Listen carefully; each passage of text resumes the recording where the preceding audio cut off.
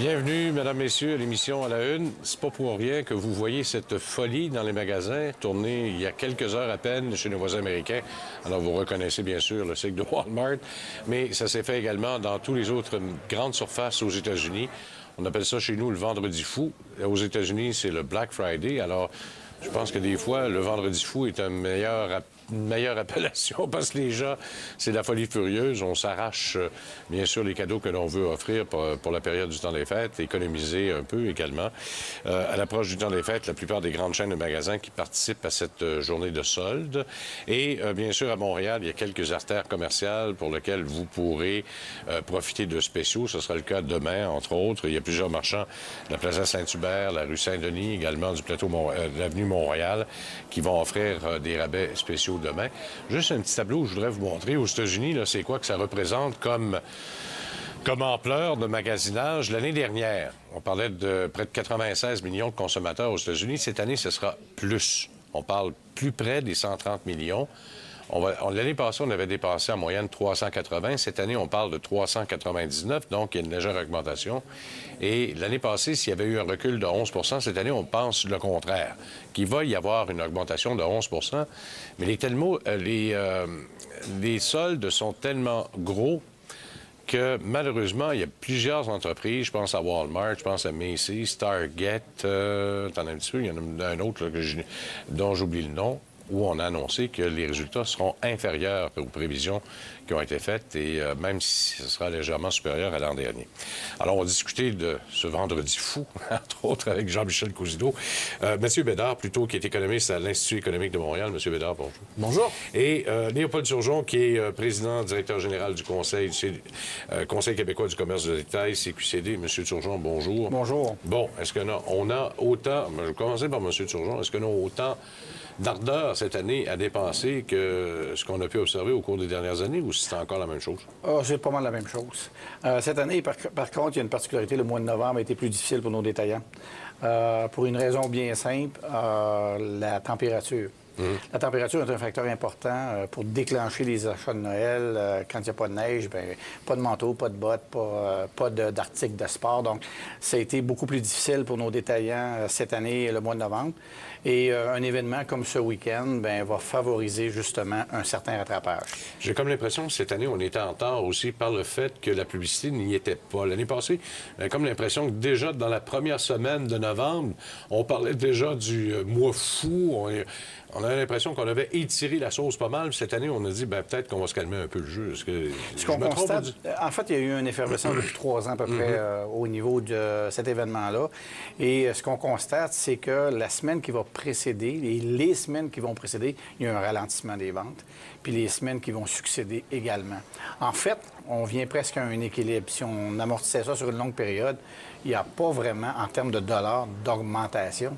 Nous, on prévoyait pour l'ensemble de la période des fêtes une augmentation de 2,5 donc, c'est pas une très, très grande croissance. Bon, je vais parler à l'économiste. Est-ce qu'on étire trop la sauce?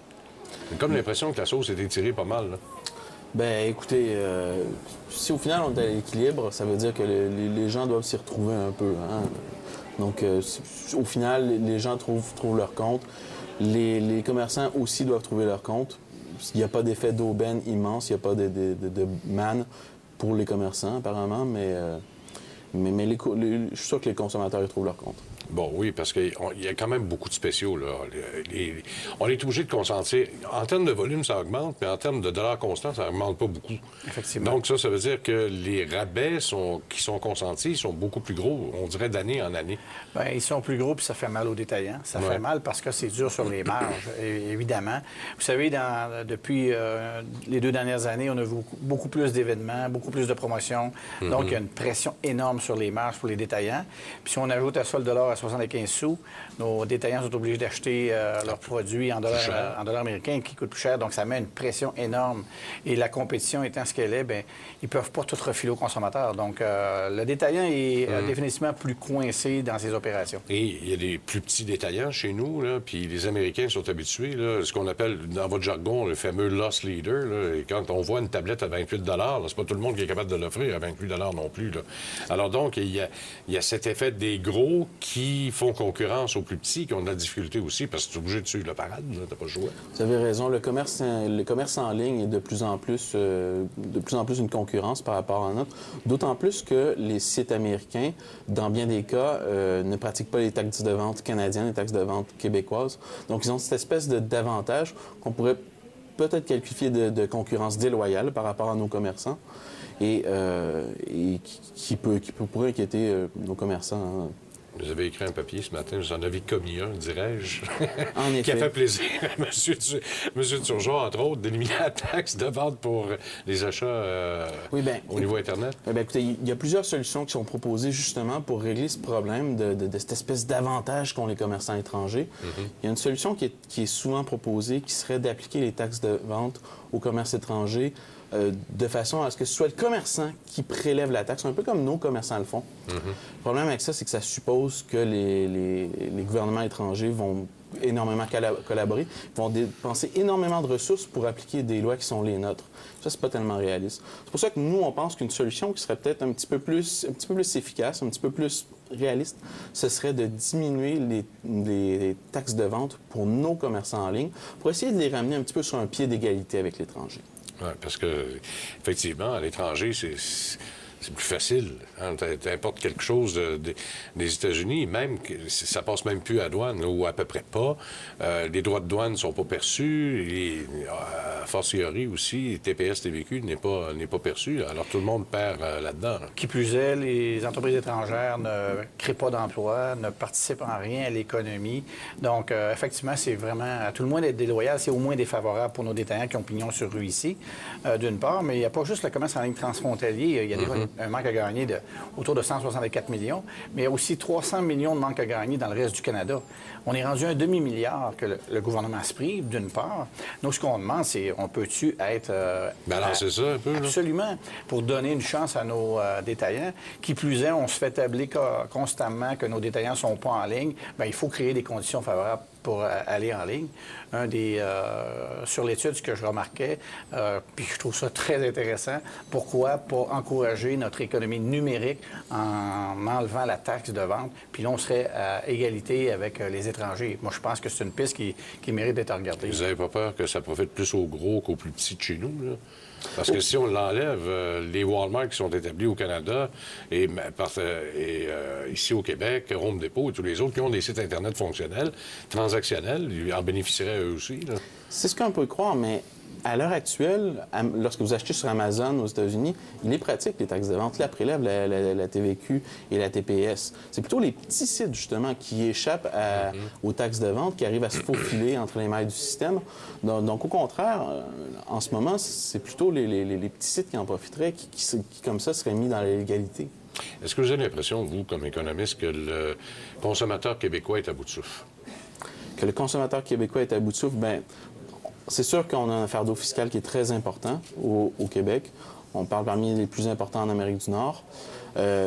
On pourrait donner un petit répit au consommateur en, par exemple, ne taxant pas les achats sur Internet. Ça donnerait déjà un petit coup de pouce, c'est sûr. En ne taxant pas, là, c'est sûr et certain que c'est marginal encore comme achat. Là, c'est pas 90 des achats qui se font sur Internet. Mais ça donnerait un méchant coup de pouce, d'enlever la taxe. Là. Est-ce que vous n'avez pas peur que ça cannibalise un peu vos magasins en même temps? Bien, le consommateur, vous savez, est rendu sur son téléphone. Le consommateur est là. Pour la première fois dans l'histoire, le consommateur est en avant des détaillants. Il n'y a pas à se cacher. Ils sont sur les tablettes, ils sont sur leur téléphone. Ça prend un virage majeur. Ça prend une appropriation des technologies, puis ça prend des conditions gagnantes pour faire ça. Et il faut favoriser... vous savez, le gros problème de l'appropriation des technologies, ça se situe au niveau des petits détaillants. 90 de la composition du commerce de détail au Québec, il y a 50 emplois et moins. C'est là que le bas blesse. Et c'est là qu'il faut intervenir. Et c'est là que ça prend des solutions. Puis vous savez, les solutions, il existe au Québec. Il y a des solutions à 30 par mois, 3,5 de tes ventes, tu es en ligne en dedans de 5 jours. Ce que ça prend, ça prend plus d'évangélistes puis plus de monde pour aller partout puis dire, écoutez, il faut aller vers le commerce en ligne. Rappelons-nous, par contre, que 95 des ventes se font encore dans ce qu'on appelle le briquet-mortier. Oui. Et c'est encore là. Ça doit faire partie de la stratégie de développement d'affaires, mais c'est incontournable. C'est une tendance lourde. Oui, et la tendance est que, justement, vos briques et mortiers deviennent beaucoup plus une vitrine qu'autre chose, là. Parce qu'on voit ça, les jeunes, de plus en plus, vont dans le magasin, regardent sur leur cellulaire ou leur tablette, en même temps qu'ils magasinent, pour voir s'ils n'ont pas un meilleur prix. Absolument. C'est important. Absolument. Ça fait... Est-ce que vous avez l'impression que ça fait une concurrence déloyale, ça? Non, tout ce qui est le commerce en ligne, c'est pas une concurrence déloyale. C'est un outil. Mais c'est un outil, mais souvent de fois, l'article est beaucoup moins cher.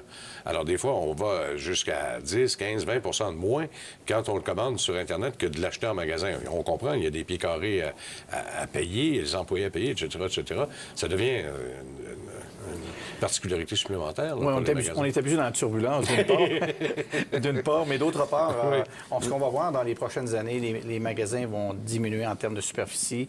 On va voir aussi... On l'observe déjà, ça, d'ailleurs. Oui, puis on va voir aussi la complémentarité des produits qui sont complémentaires dans le même espace. Le coût des loyers sont élevés, donc on va voir ces phénomènes-là. L'autre phénomène qu'on va assister aussi, c'est beaucoup d'endroits où le consommateur va pouvoir aller collecter son produit dans différentes chaînes, même si ce n'est pas la chaîne qui le vend.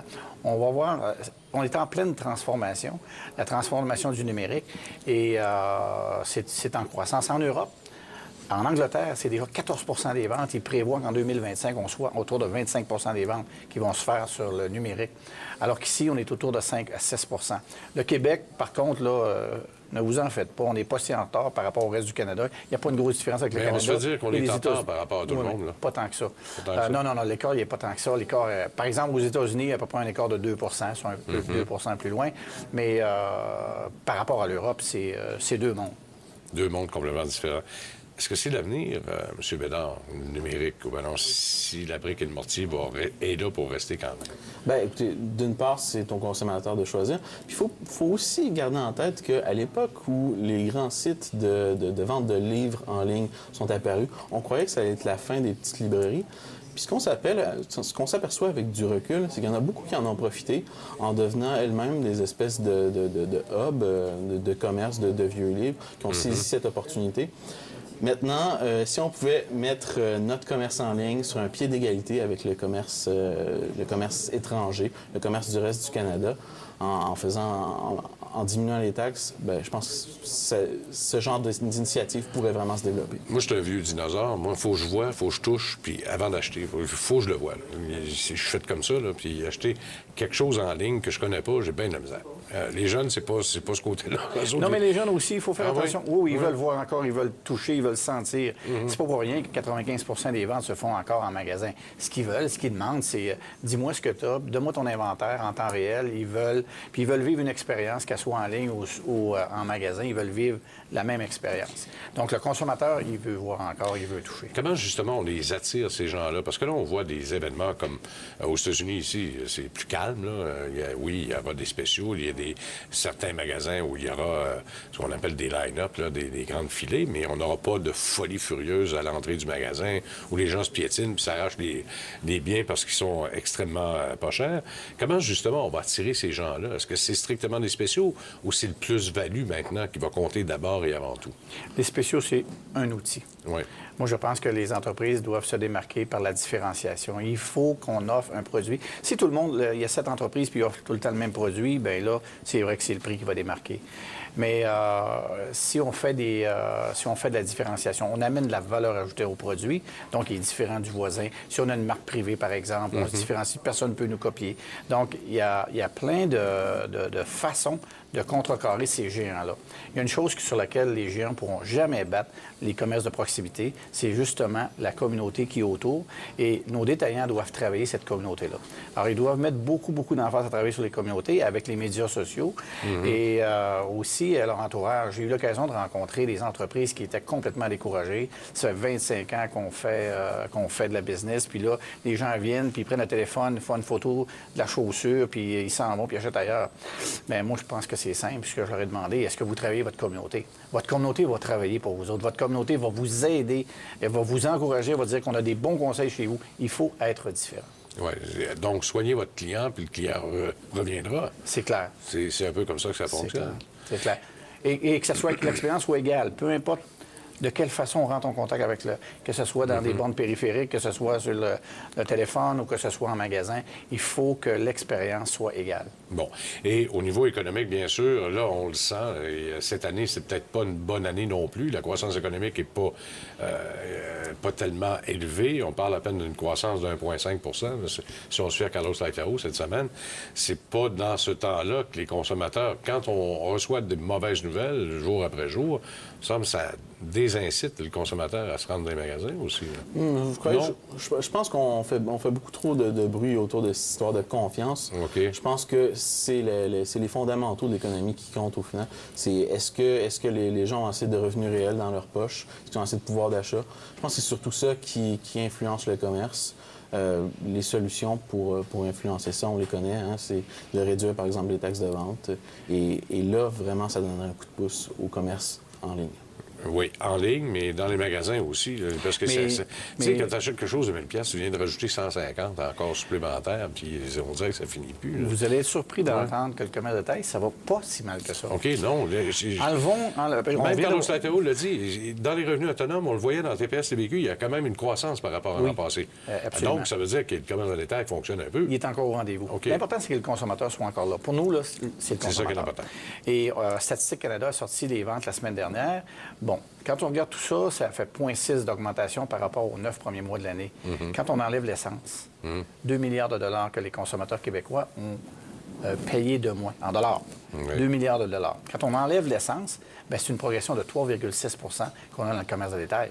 C'est loin du 0,6. Puis je pense pas qu'il y a personne qui va se plaindre qu'on a acheté 2 milliards de moins de dollars d'essence. Mais est-ce que ce 2 milliards-là, parce qu'on le considère comme économie là, pour le consommateur, est-ce que ce 2 milliards-là s'est transformé en achat dans les magasins? Absolument. Au complet ou pas?